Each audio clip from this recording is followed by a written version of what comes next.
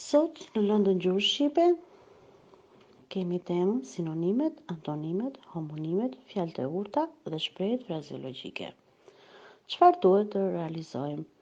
Të japim përkufizimet për sinonimet, antonimet dhe homonimet, të shkruajmë fjalë të urta, të dallojmë dhe të shpjegojmë shprehjet frazeologjike, fjalët kyçe dhe burimet dhe mjetet mësimore. Mos harrojmë fletoren e përsëritjes A4 për lëndën e gjuhës.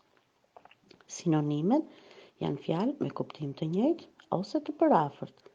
Antonimet janë fjalë me kuptim të kundërt. Homonimet janë fjalë që kanë formë të njëjtë, por kuptime të ndryshme.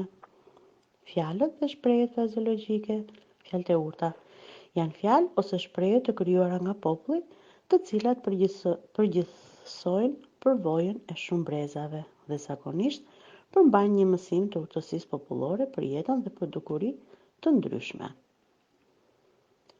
Kur flasim ose shkruajmë, disa lidhje fjalësh i marrim të gatshme, për shembull, shes mend, barbuzët, fille për pe. Këto janë shprehje frazeologjike, të cilat mund të zvendësohen me një fjalë të vetme. Dim që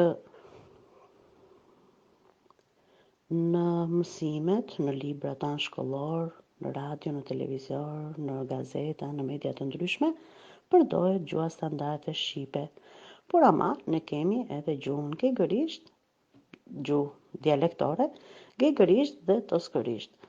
Në pjesën veriore të Shqipërisë përdoret dialekti geg, ndërsa në pjesën jugore përdoret dialekti tosk. Atëherë, shtojmë punën së bashku me mësuesen.